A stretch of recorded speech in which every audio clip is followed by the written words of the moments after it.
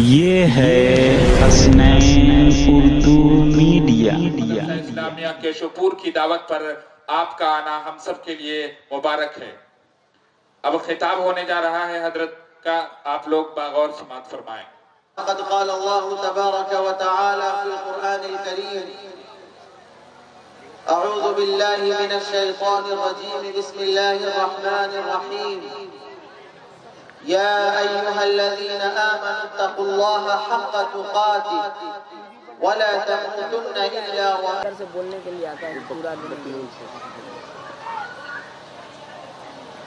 اس جلسے کے لیے باعث فخر اور اس اجلاس کے صدر عالی قدر حضرت مولانا محمد شمشاد رحمانی قاسمی صاحب دامت برکاتہم العالیہ، نائب امیر شریعت امارت شرعیہ پھلواری شریف پٹنہ،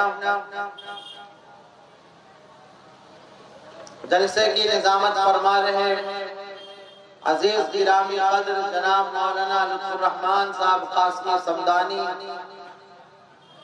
مدرسہ اسلامیہ قاسمیہ کے بانی و سرپرست ہمارے عزیز محترم جناب مفتی محمد اسحاق صاحب قاسمی، اسٹیج پر موجود علماء کرام، مہمانان اعظام اور اس علاقے کے غیور مسلمانوں اور ہماری پردہ نشین مائیں اور بہنیں،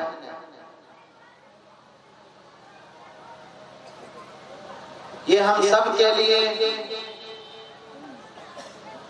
بڑے شرف کی، بڑی فضیلت کی بات ہے کہ اللہ تعالیٰ نے ہمیں دین کی نسبت سے اور علم دین کی نسبت سے اور اپنی اصلاح کی نیت سے یہاں پر جمع فرمایا۔ جلسے بہت ہوتے ہیں، کثرت سے جلسے ہو رہے ہیں، لیکن رفتہ رفتہ جب کوئی چیز ایک رسم کی شکل اختیار کر لیتی ہے تو بہت ساری خرابیاں پیدا ہو جاتی ہیں۔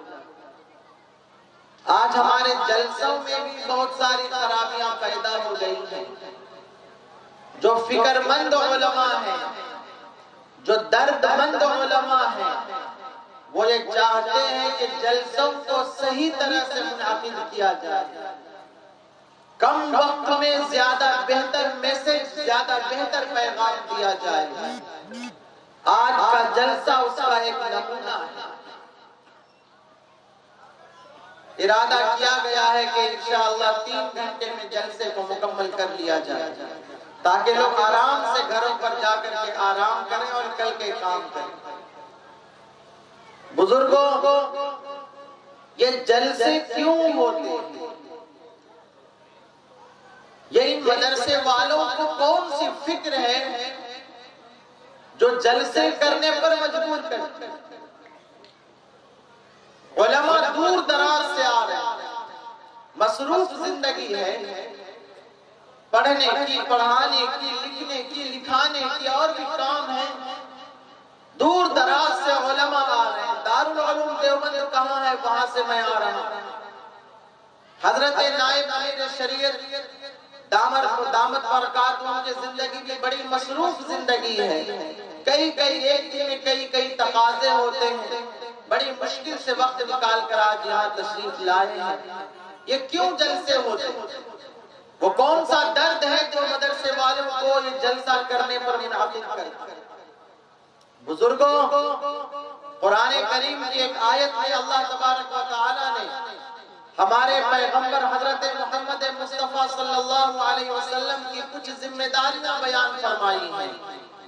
ایک آیت ہے سورہ آل عمران کی، لَقَدْ مَنَّ اللَّهُ عَلَى الْمُؤْمِنِينَ إِذْ بَعَثَ فِيهِمْ رَسُولًا مِّنْ أَنفُسِهِمْ يَتْلُو عَلَيْهِمْ آيَاتِهِ وَيُزَكِّيهِمْ وَيُعَلِّمُهُمُ الْكِتَابَ وَالْحِكْمَةَ کہ اللہ تبارک و تعالیٰ کا بڑا احسان ہوا ایمان والے بندوں پر کہ اللہ تعالیٰ نے ایک پیغمبر بھیجا انہی میں سے جو اب آگے پیغمبر کی ذمہ داریوں کا بیان ہے کہ یہ پیغمبر قرآن کی آیتیں مسلمانوں کو پڑھ کر کے سناتے ہیں. ذمہ داری نمبر 1. نمبر 2 کہ یہ پیغمبر مسلمانوں کے اخلاق کو درست کرتے، ان کی اصلاح کرتے. نمبر 3 یہ پیغمبر قرآن کا مفہوم بتاتے.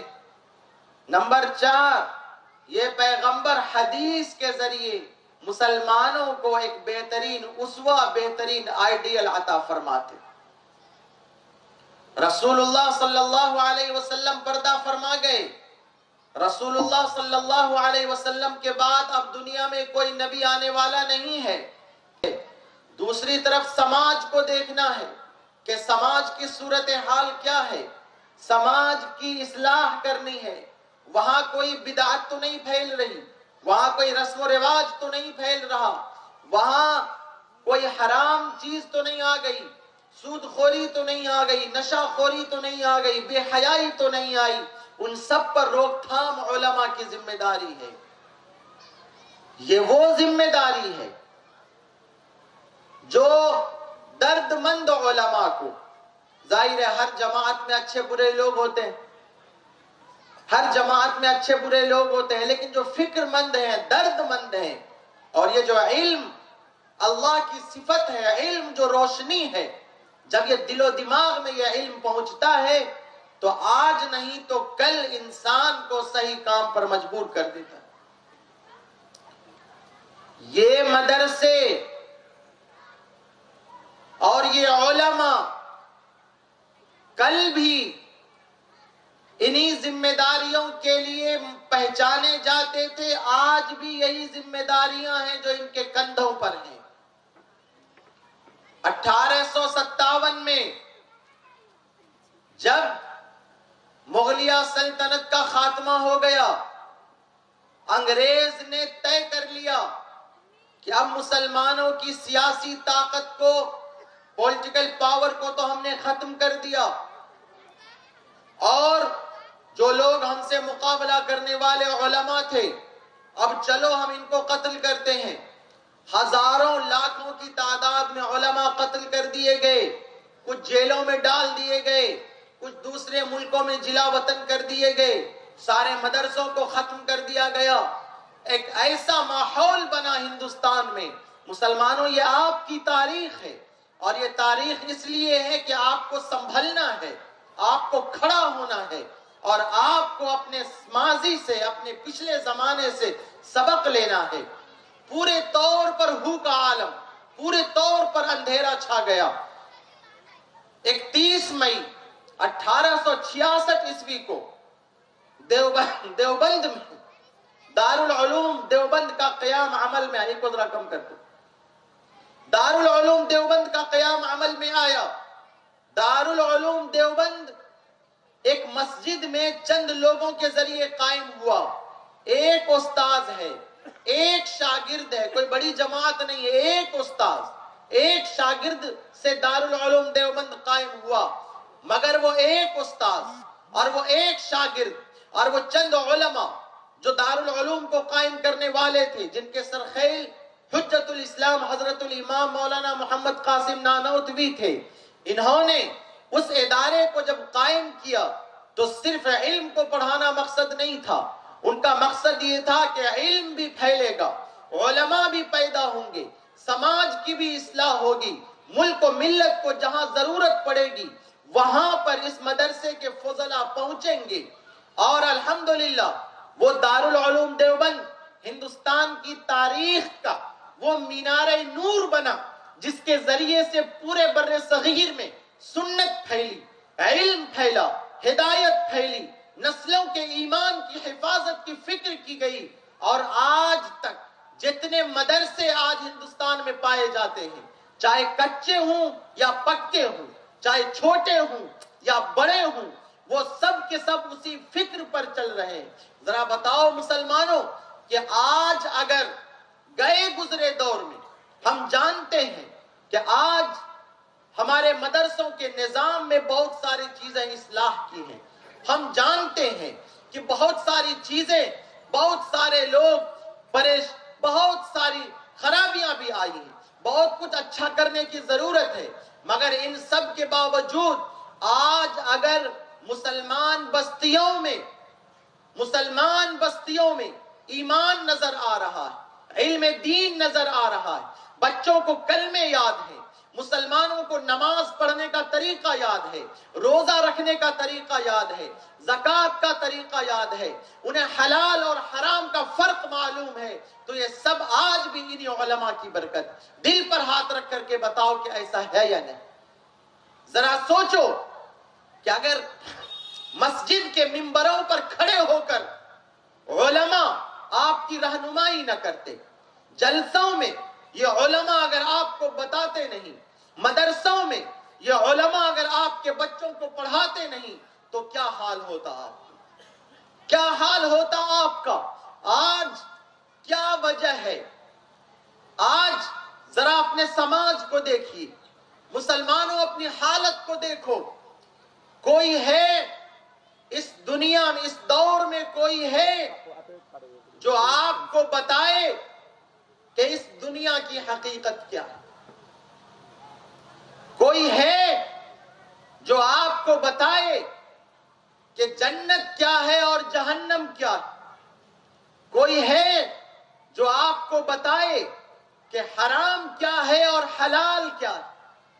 کوئی ہے جو آپ کو بتائے کہ لوگوں اپنی دنیا میں اتنے مست مت ہو جانا، اپنی دنیا میں اتنے غافل مت ہو جانا کہ اپنے رب کو بھول جاؤ، اپنے رب کے رسول حضرت محمد مصطفیٰ صلی اللہ علیہ وسلم کی سنتوں کو بھول جاؤ، اپنے انجام کو بھول جاؤ، اپنی جنت کو بھول جاؤ اور جہنم کے عذاب کو بھول جاؤ. وہ کون لوگ ہیں؟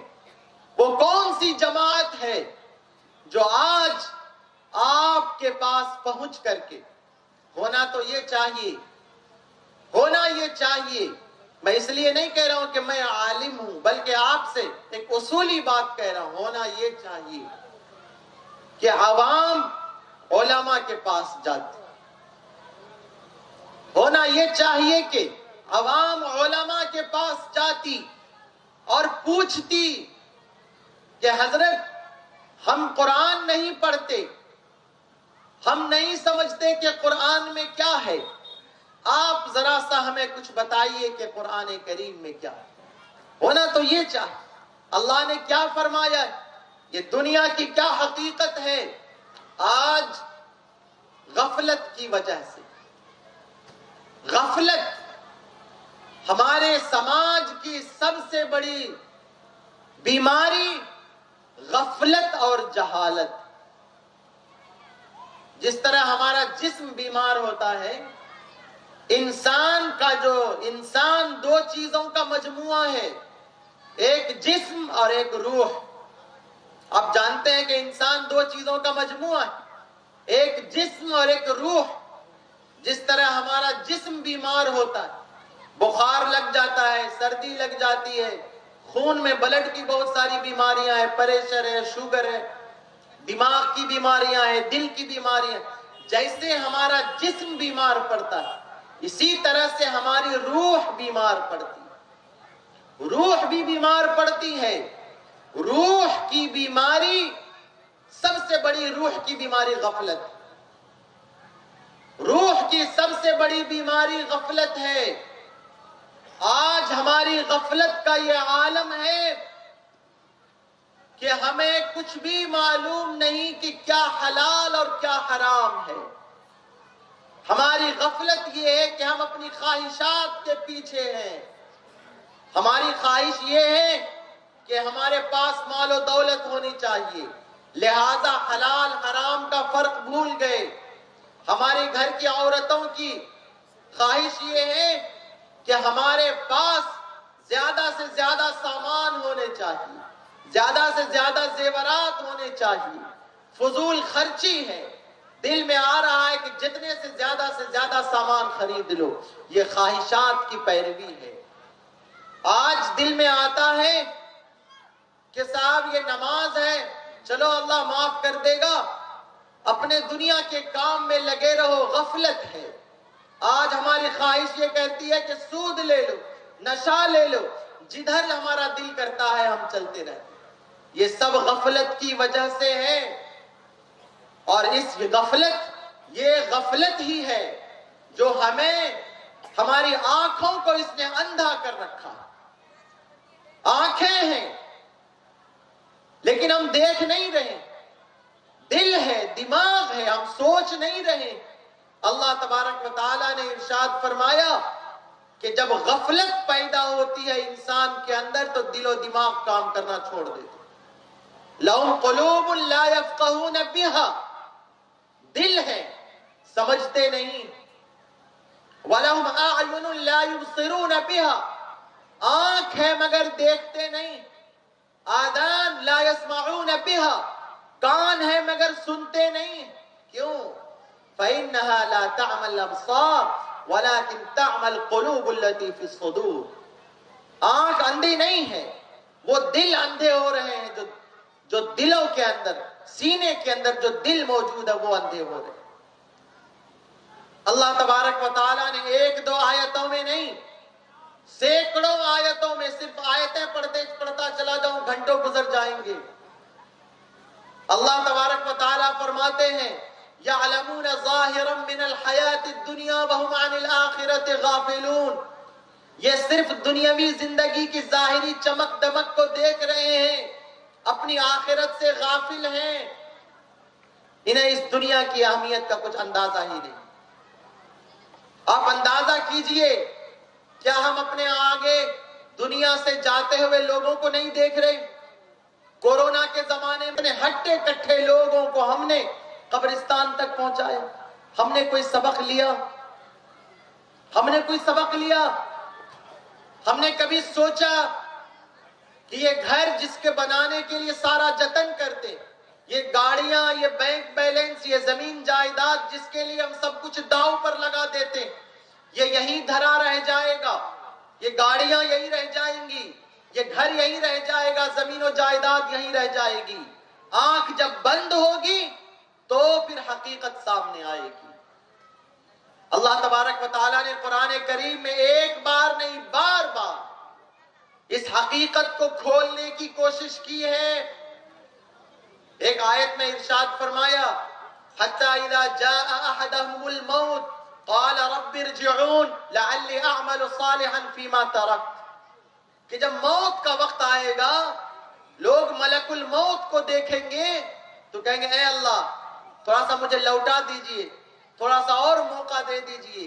ایک دوسری صورت میں فرمایا لولا اخرتنی الی اجل قریب، کہ انسان جب فرشتے کو دیکھے گا، موت کے فرشتے کو، ہر انسان موت کے وقت موت کے فرشتے کو دیکھے گا، اس وقت کہے گا اے اللہ تھوڑی سی مہلت اور دے دیجئے، تھوڑا سا ایک دن اور دے دیجئے، 2 دن اور دے دیجئے، ہم نیک کام کریں گے، ہم نے غفلت میں اپنی ساری زندگی گزار دی۔ اللہ کہیں گے کلا، یہ ہرگز نہیں ہوگا، انہا کلمۃ هو قائلها، یہ بات ہے جو صرف تمہارے منہ تک رہے گی، اس کی کوئی سنوائی نہیں۔ وَمِن وَرَائِهِمْ بَرْزَخ، اب انتقال ہو گیا، اب قبر میں برزخ والی زندگی گزارو قیامت تک کی۔ بھائیو کیا ہوگا؟ اللہ تبارک و تعالیٰ نے ایک دوسری جگہ ارشاد فرمایا اقترب للناس حسابهم وهم فی غفلۃ معرضون، کہ لوگوں کے حساب و کتاب کا ٹائم قریب آ گیا اور لوگ غفلت میں پڑے ہوئے ہیں۔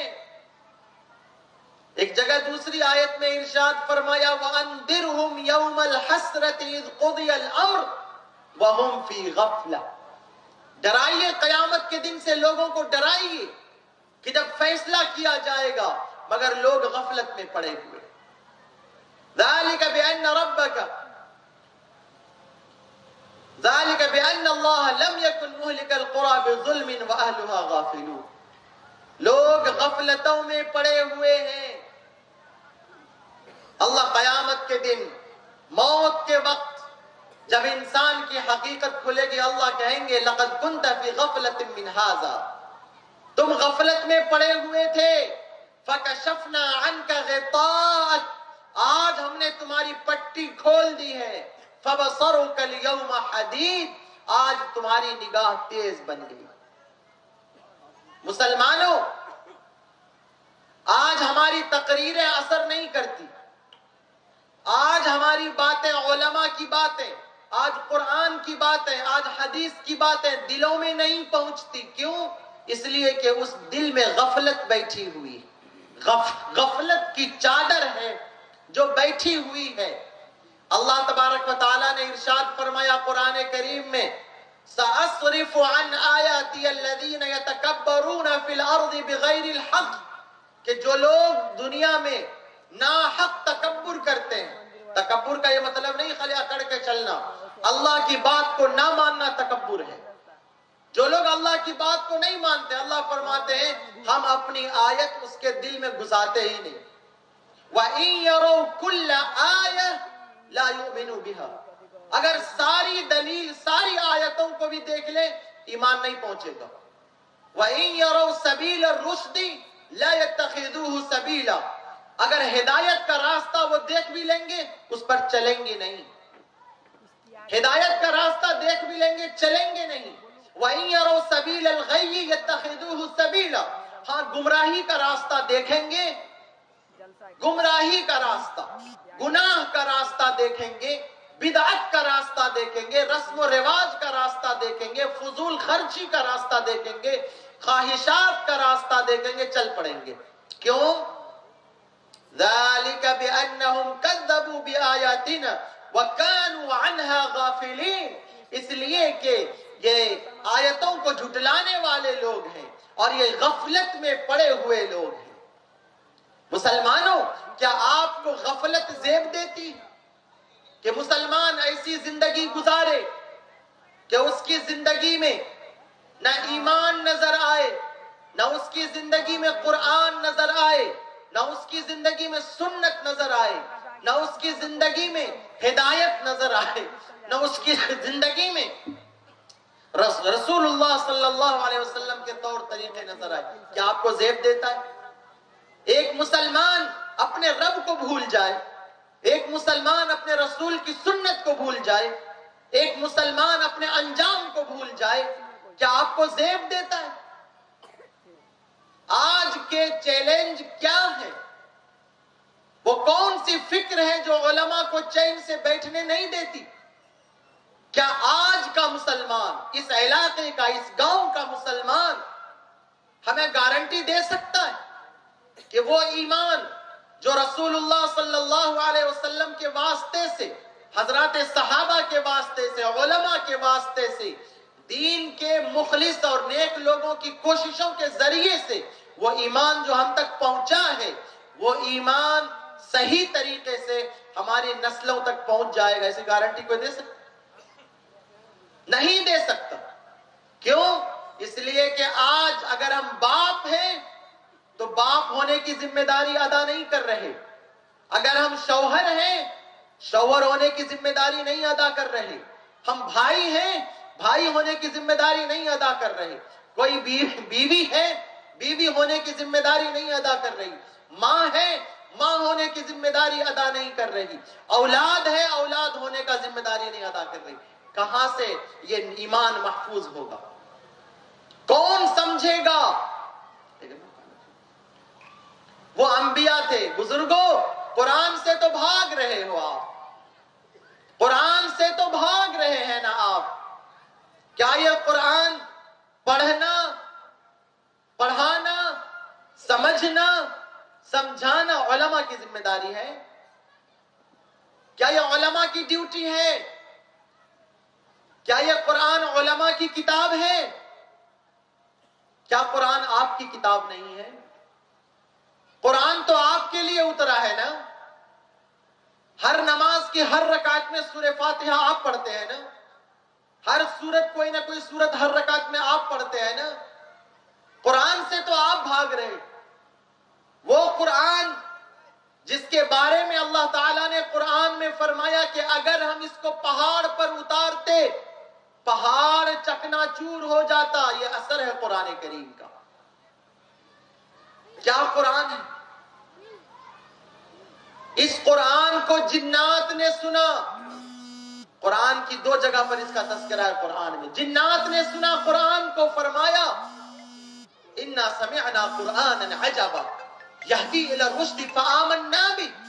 ہم نے قرآن سنا, کیا عجیب کلام ہے بھائی, یہ ہدایت کی طرف بلاتا ہے, ہم تو ایمان لے آئے. جنات ایمان لے آئے. ایک صحابی قرآن پڑھ رہے ہیں, فرشتے شامیانے کی شکل میں, جیسے شامیانہ لگ رہا ہے, شامیانے کی شکل میں فرشتے اترنے لگے. قرآن پڑھنے والے صحابی نماز میں قرآن پڑھ رہے تھے, ان کو ڈر لگا کیا ہو رہا ہے, وہ باہر نکل گئے. صبح میں رسول اللہ صلی اللہ علیہ وسلم کو بتایا گیا, اے اللہ کے رسول, میں نماز چھتری ہے جو اتر رہی. فرمایا وہ فرشتے تھے جو تمہارے قرآن پڑھنے کی وجہ سے تمہارے قریب آ گئے تھے. یہ حال ہے فرشتوں کا جب قرآن پڑھا جاتا ہے. مکہ کے کافر جب قرآن پڑھتے ہیں ان کے دل کی دنیا بدل رہی ہے. ایک کافر کا نام ہے جبیر ابن مطعم. مغرب کی نماز میں آپ علیہ السلام سورہ طور پڑھ رہے ہیں, ایک آیت سنی, دل مچل گیا. کہتے ہیں کہ میرا دل تو ایسا لگ رہا تھا قابو میں ہے ہی نہیں, ایسا دل میرا مچل گیا. حضرت عمر فاروق کا واقعہ کس کو نہیں معلوم ہے کہ رسول اللہ صلی اللہ علیہ وسلم کو قتل ہی کرنے کی نیت سے جا رہے تھے, نعوذ باللہ. کسی نے بتایا کہ تمہاری بہن مسلمان ہو گئی, گھر میں جا کر کے دیکھا بہن قرآن پڑھ رہی. کہا بہن ذرا مجھے بتاؤ کہ کیا ہے. قرآن کریم کی چند آیتیں پڑھی تو کہنے لگے کیا قریش, کیا مکہ والے اس بات سے بھاگ رہے ہیں. دل کی دنیا بدل گئی. حالانکہ ابھی حالت کفر میں ہے, دل کی دنیا بدل گئی, ایمان لانے پر مجبور ہوئے. یہ قرآن کی تاثیر ہے. پہاڑ متاثر ہوتا ہے, پہاڑ کو دل دماغ تو نہیں. فرشتے متاثر ہو رہے ہیں, جنات متاثر ہو رہے ہیں, کفار متاثر ہو رہے ہیں, ہر دور کے نیک لوگ متاثر ہو رہے ہیں. اللہ تعالیٰ نے ذکر کیا انبیاء کا شروع سے, اور فرمایا اذا تتلى علیہم آیات الرحمن خروا سجدا وبکیا, کہ جب رحمان کی آیتیں پڑھی جاتی ہیں سجدے میں گر جاتے ہیں. یہ سجدے کی آیتیں سجدہ کر لیجئے گا عشاء میں.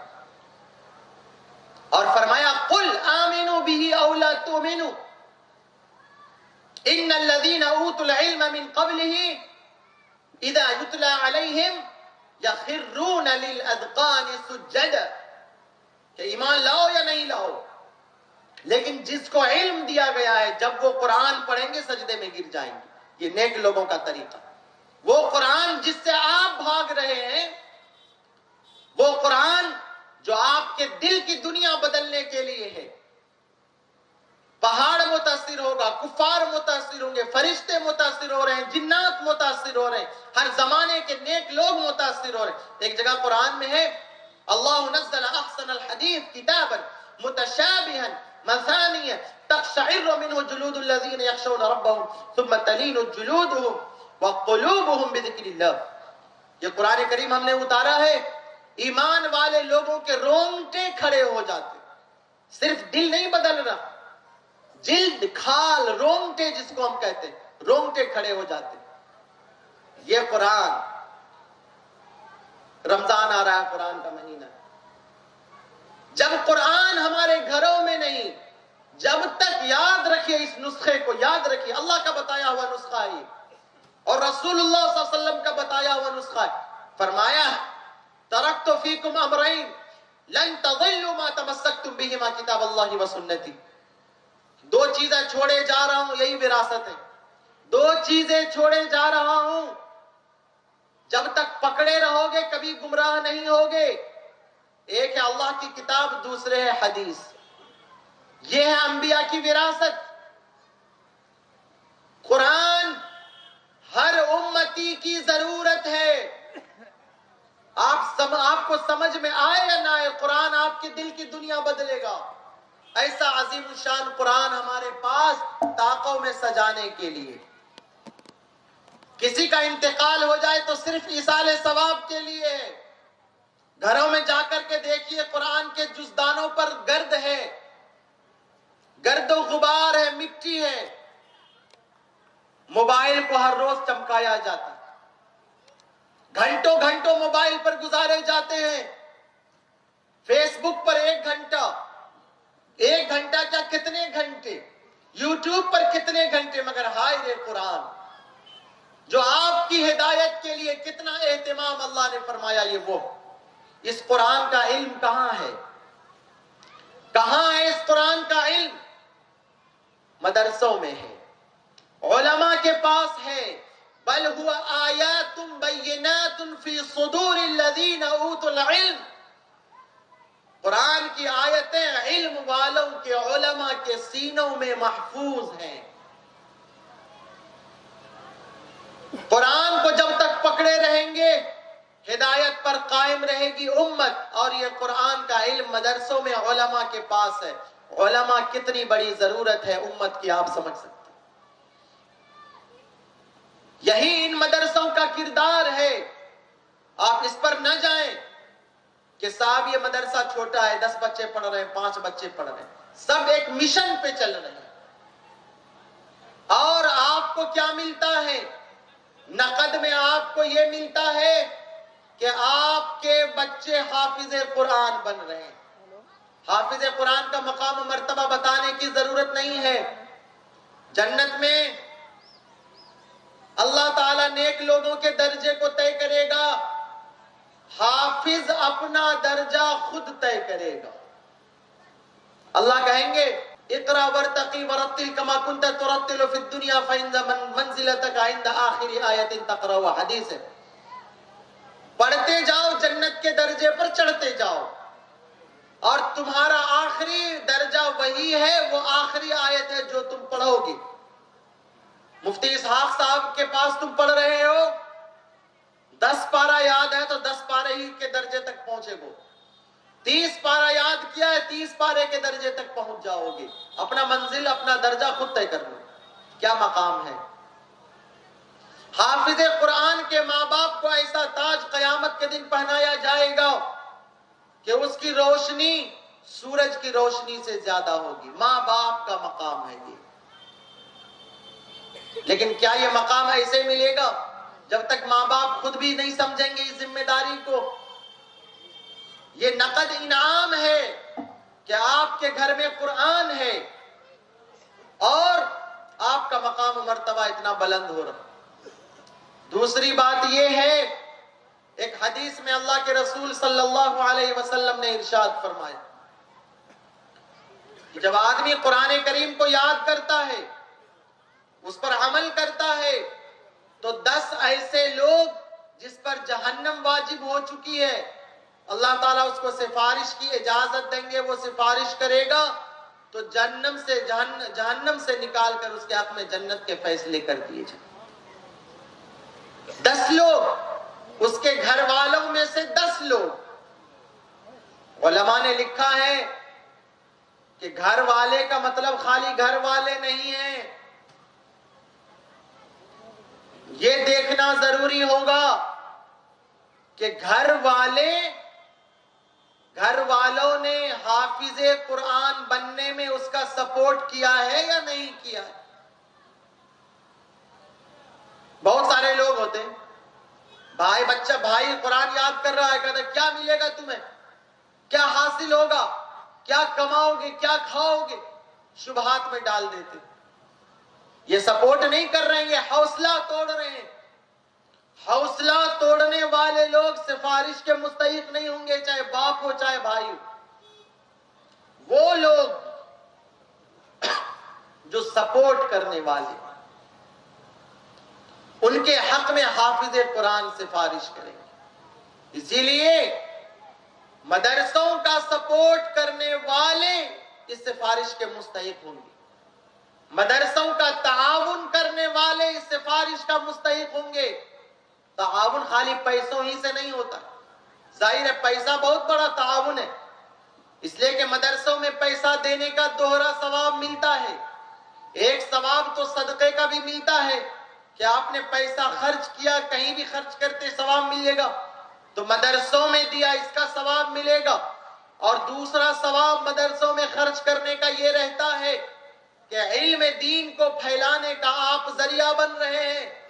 وہ رسول اللہ صلی اللہ علیہ وسلم کی وراثت اقرا، پہلی وحی اقرا بسم ربک الذی خلق کی آواز کو آپ گاؤں گاؤں محلے محلے پہنچا دیں، اس علم کے پھیلانے کا آپ ذریعہ بن رہے ہیں، اس کا بھی ثواب آپ کو ملتا.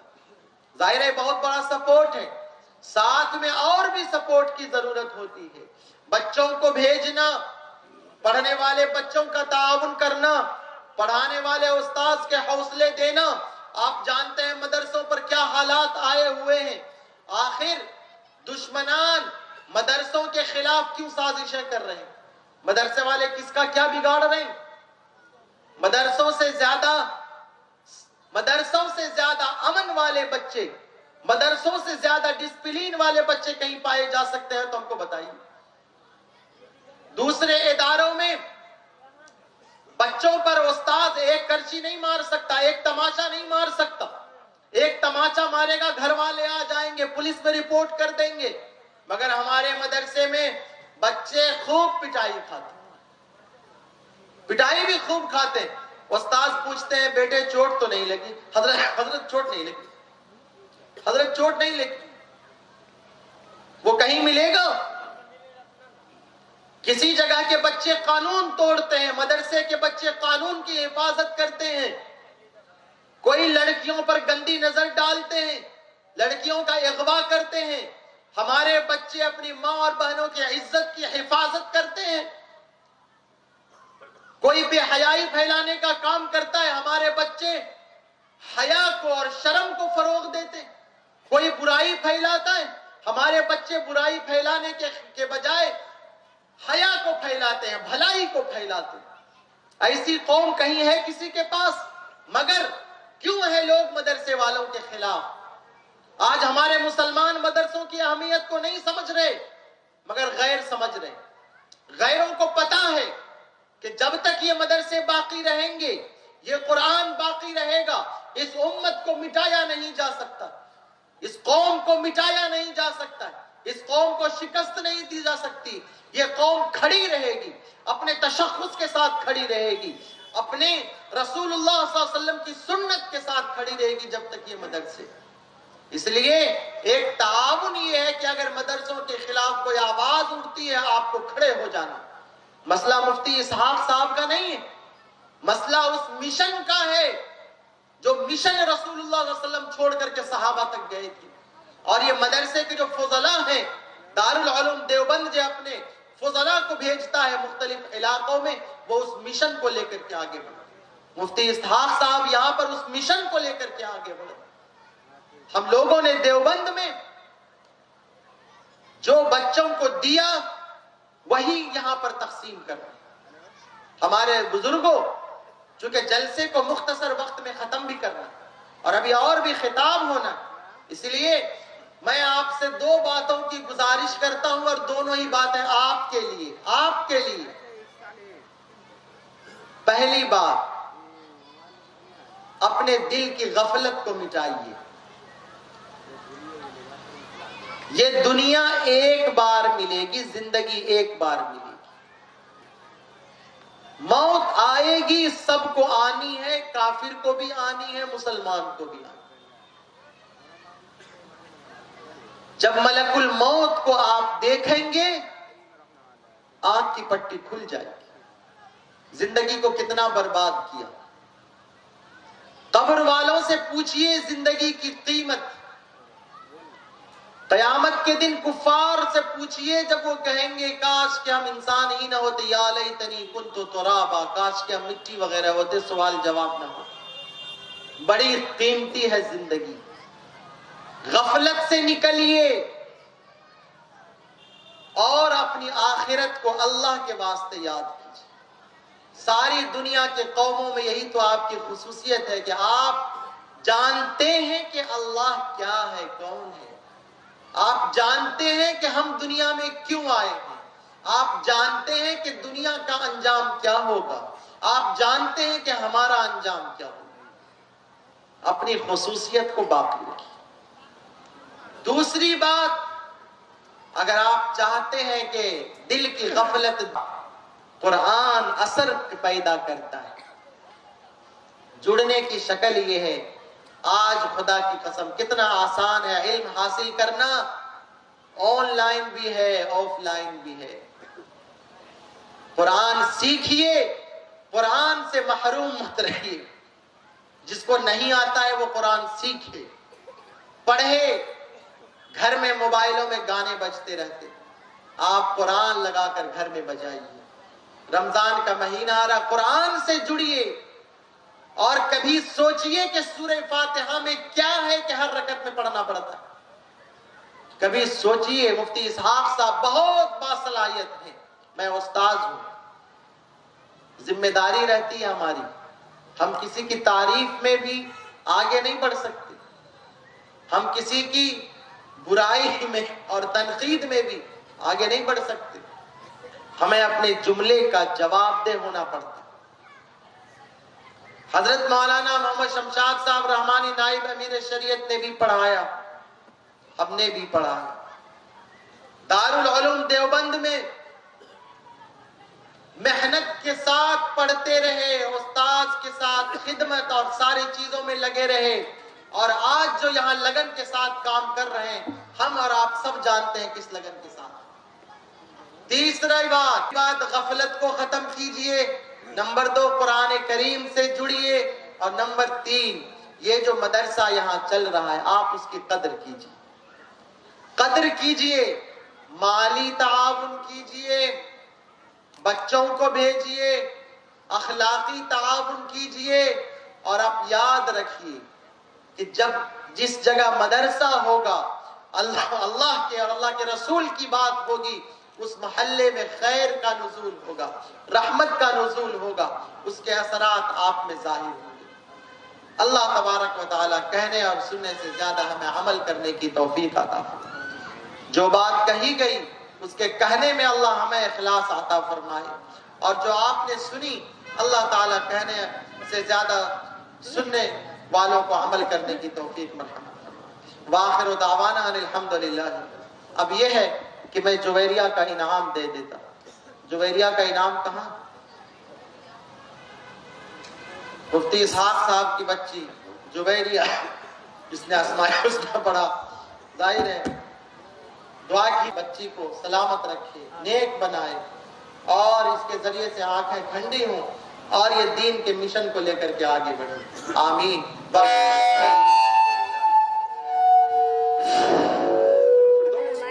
अच्छी लगी तो हसनैन उर्दू मीडिया को लाइक करें, कमेंट करें, शेयर करें और सब्सक्राइब करना बिल्कुल ना भूलें।